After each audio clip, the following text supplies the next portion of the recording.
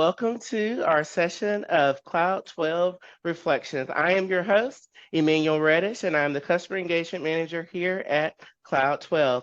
I'm so excited because we have a special guest today.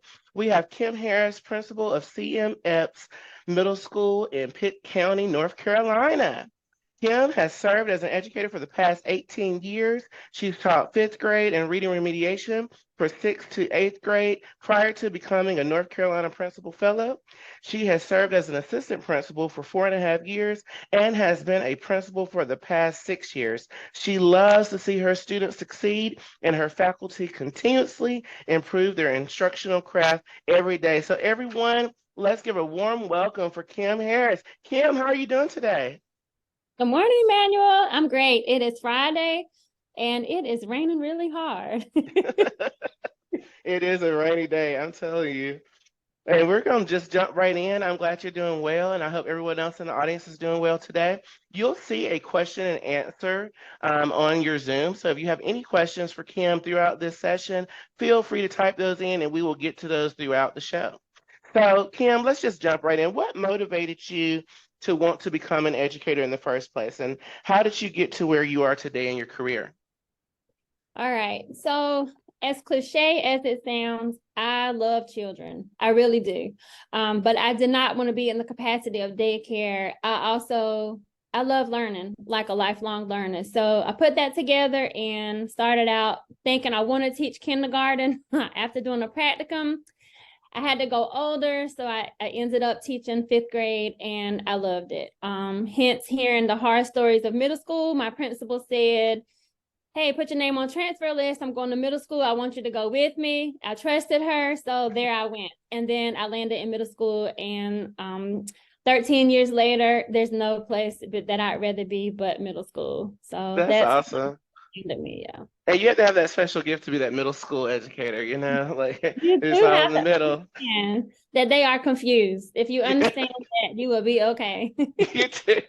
And shout out to all the middle school educators that are out there, and of course elementary and high as well. But you definitely have to have that special care and concern, when you're a middle school educator. What values are important to you when you think about the kind of school culture that you want to build? So I'm really big on family. I want everybody to know at work, we spend most of our time outside of home at work. And I need the staff to be family oriented. I want the students to know that we have a family atmosphere. You can trust people. We love you, but we do have expectations for you. Right.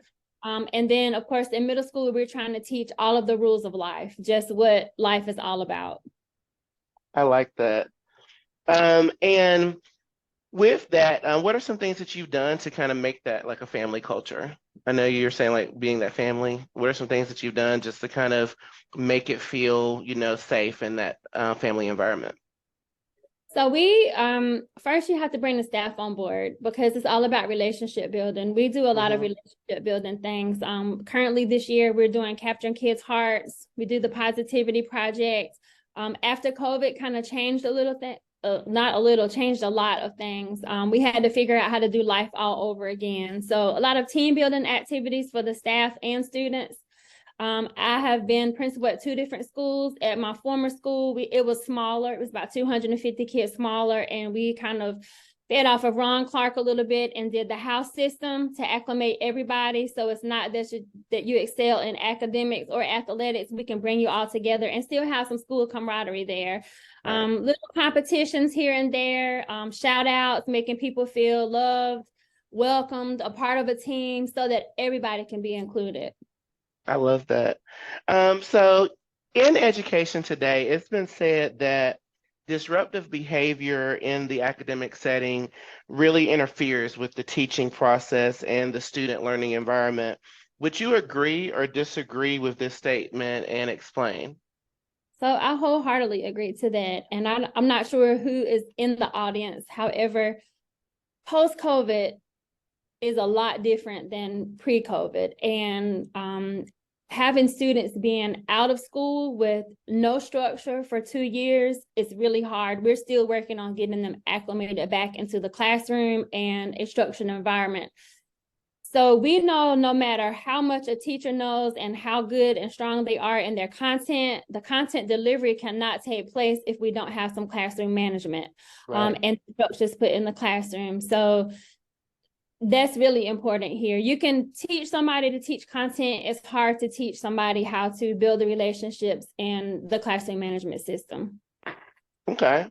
And what interfering behaviors do teachers encounter, in classrooms today? Can you talk a little bit about that? Well, right now, cell phones are a big issue. Social media, disrespect, just classroom disruptions. And sometimes it seems petty to people, but as you know, in a school environment, what's petty, if it's 2 people, is different when it's 25 to 30 people in the classroom. Right. Those petty behaviors become disruptive behaviors. So sometimes, well, the camera system gives you a different glimpse to look, because when the kids see it, they have a better understanding of, okay, to me, this really wasn't a lot, but now I understand in watching my behaviors how it was disruptive to the whole class. Right. I like that. And you kind of talked a little bit about this already, but how do we address these type of behaviors so that they are no longer barriers to teaching and learning? So we use the camera for that, because it's no secret that we have cameras. It's not an I got you. It's 2023. There are cameras everywhere you go. In the beginning, the kids were like, you can't record me. You don't have permission. Yes, we do. We're a public school system. Right. We do, but we just show the students like this is what we see, because it's not a secret. We're not trying to catch you on something, but we have it here if we need it for whatever purposes that we need it for. The kids are now quick to say if they think they're right and the teacher's wrong. Well, Miss Harris, just look at the camera. You can see it. Like, so they all know they're comfortable with it now, and everybody uses it as a sense of security and support on Okay. both levels. I like that. And just as a reminder to the audience, again, as we're going through this session, if you have any questions whatsoever, feel free to type those in the question and answer section of the Zoom, and we'll be glad to make sure that we answer those. We talked about classroom management. What are some things that you've done, maybe even using the camera, that you've helped a teacher improve their classroom management? So reflections. Mm. In regards to helping teachers grow, actually with classroom management and content, we do reflections. We do teacher reflections. So sometimes we'll assign them a certain day, like go back to April 25th at your 3rd block and take the first 10 minutes, and we'll give them a signed set of questions to answer. Just do the reflection off of that. Sometimes they get to maybe think about what was their most difficult period of the day and reflect on that as well. So we use them in different ways. Sometimes we initiate what we want, and sometimes we let them have the leisure of doing that. Okay. What was your initial reason? I know you said you had the cameras, and I know obviously we're Kloud-12 Reflections, so you have Kloud-12. What was your initial reason for purchasing Kloud-12, and is this reason still the same? So initially, it was about 6 years ago, I think I've been working with Kloud-12, 5 or 6 years. My superintendent came to me and was like, hey, there's this great program, and I want to know if you want to pilot it. So, of course, I'll pilot a program for you. Right. So, the teachers in the beginning were a little nervous because they feel like you're watching them. That's what you want it for. But if any administrators are here, we don't have time to sit and watch anybody. However, we could go back and watch something if we needed to.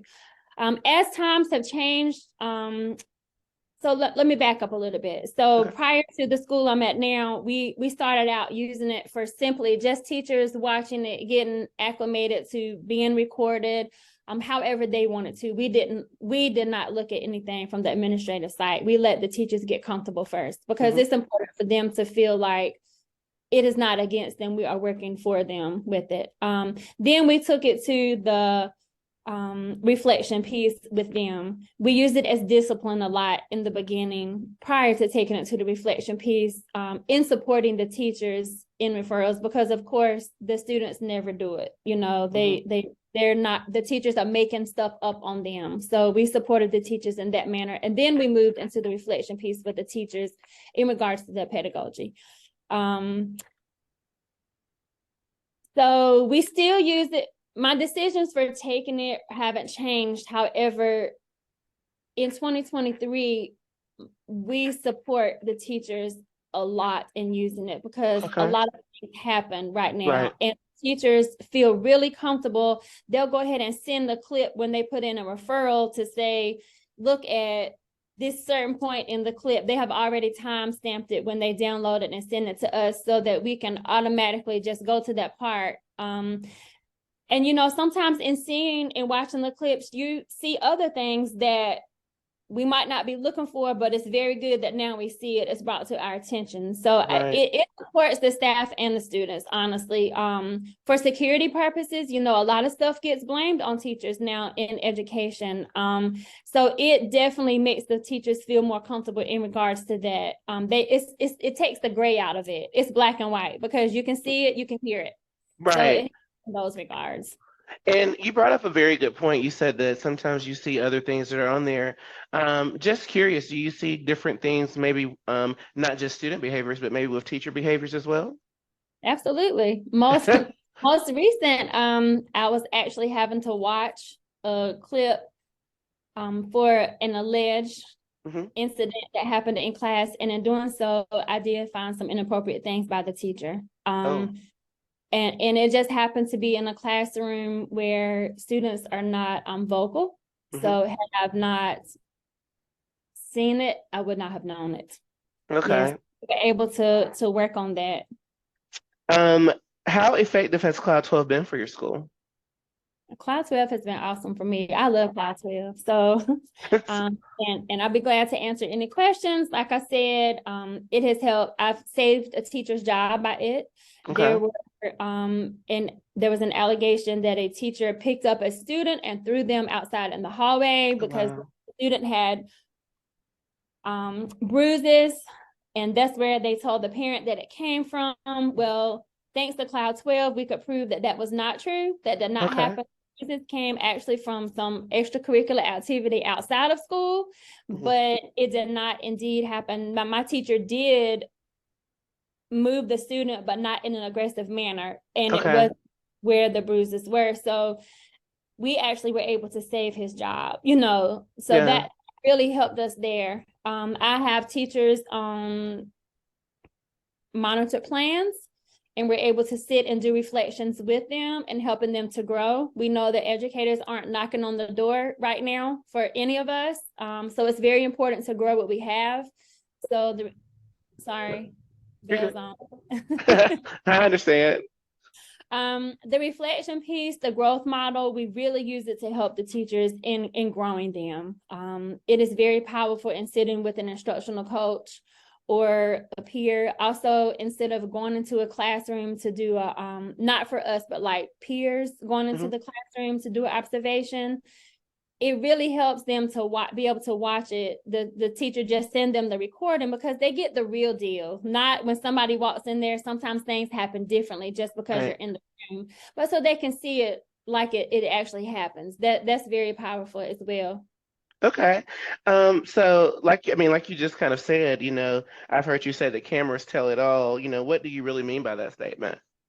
They tell the good, the bad, and the ugly.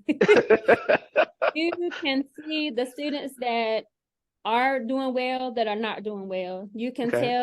tell instructional delivery, or you can tell the teachers that are not performing where you need them to perform instructionally. And again, you can use it in whatever manner as a growth tool, as a Okay. support for safety and security, or if you need to have a more serious conversation regarding what's not going on. So it's a wide variety there, but it encompasses everything. Like Okay. you see what the real deal. Okay. And I'm gonna jump to some questions from the audience. Thomas asks, do you allow parents of your students to view video footage? No. Okay. So not generally. However, if it is a situation, we do sometimes get special permission to have them come in and sit with you. But it's not that it happens often. Okay. Right. And I can understand that because, of course, with the rules and things like that, you don't want to show other students in the videos. And we try to edit those things out, but that's awesome. I like that. I have a question from a Steven that says, As a principal, how have you overcame objections and hesitations in using Cloud-12 from both students and teachers, and how quickly have they come around once Cloud-12 was implemented? So the first time I got Cloud-12, I was at a different school and the teachers were kind of hesitant. It wasn't, times were really different just 5 years ago than they are right now. So they felt like, oh my gosh, she's trying to watch us. So we had Cloud-12 come in and do a presentation to them and kind of tell past experiences of other users. There was also a different school in the county that had it prior to me getting it. And those teachers shared, we as principals do not watch them live. Okay. The teachers download the recordings and send them to us. We can watch them live. Let me say that. We can watch them live, but anything that we go back and see, the teacher is in control of the video. So they send it to us. So that also makes them feel a little more comfortable that they have control of that. Okay. Once they saw that they weren't getting everyday conversations or not really slim to any conversations just off of somebody logging on to watch it, they become more comfortable and they trust you. It is a trust thing too. Like Right. you have to, build them up from it. The beauty of it, teachers love it when substitutes are in the classroom. They can also go back and watch the recordings and still issue consequences or put in referrals off of the videos because again, you see it. It's Okay. you don't have to take the word of anybody. So that helps with classroom management as well. How I mostly watch it live. If there is a substitute in the building, I'll watch it and I'll see Emmanuel out of his seat. So I'll get on the intercom to that classroom and say, Emmanuel, Okay. sit down in your seat. And so then all the kids are like, oh, Miss Harris. So then they think I'm watching and I don't have to watch it the rest of the class period because Right. they continuously watching them. It is just there. Students have never really had a problem other than the initial saying, you can't record us. And then that kind of goes away. They're used to cell phones and being recorded all the time now. So they don't have a problem with that anymore. Teachers, since I've been at my current school, have always been okay with using it. Okay. It is building that the trust amongst the purpose of it. They understand how once or twice you just have to hear the examples of how it has helped somebody and the growth tool.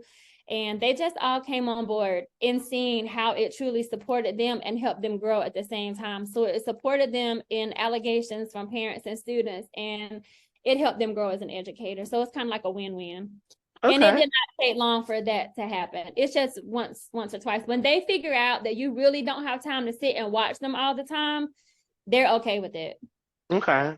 And I like that too because that also helps that ease, like you said, like once they realize that, okay, I don't have the time to sit here and watch you all day long, they feel really free and it's really becomes more about them and empowering them to really reflect and grow and ultimately help our students achieve.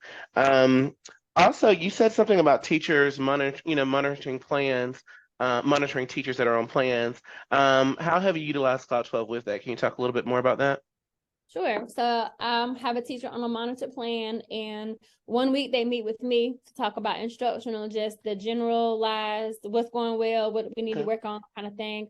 The opposite week of that, they meet with our instructional coaches. So the instructional coach they send the instructional coach the clip of the class that they want to discuss. The instructional coach sends a set of questions for them to go as they're doing their reflection to answer, and the instructional coach also answers those questions as well. So then when Okay. they come together and meet, they collaborate to see if they're kind of onto the same, what's working well, what do I need to improve, and then the instructional coach is able to provide strategies for that improvement. Also, sometimes just in the teacher going back and seeing it themselves, we sometimes don't know what we do until we see it. Some things Right. just natural. We have patterns of doing them. So when we actually see it, it helps us to change that as well. So that we're just using it as a growth model in regards to that. Okay. And just as a reminder, audience, if you do have any questions throughout, feel free to type those in the question and answer section of your Zoom, and I'll be sure to ask Ms. Harris about that. Ms. Harris, you also mentioned instruction. And the instruction is so powerful. And I know we've talked about behavior and how the cameras help with, monitoring behavior and classroom management and all those things. But like we talked about, behavior can impede instruction. How has Cloud-12 been instrumental in helping you with instruction in your building? Okay. Again, we have used it for instructional rounds, so we know how powerful instructional rounds are. And when you walk into a classroom, like I said, you do get a different, things kind of shift in regards to students and staff, regardless. They kind of do things a little bit different than they would initially. Right. So we've used it in regards of instructional rounds, just asking the teacher, hey, can you send me this clip for instructional rounds? But then the teachers still go through the rotation of going into different classes, but they see what is truly going on. So you get a better reading of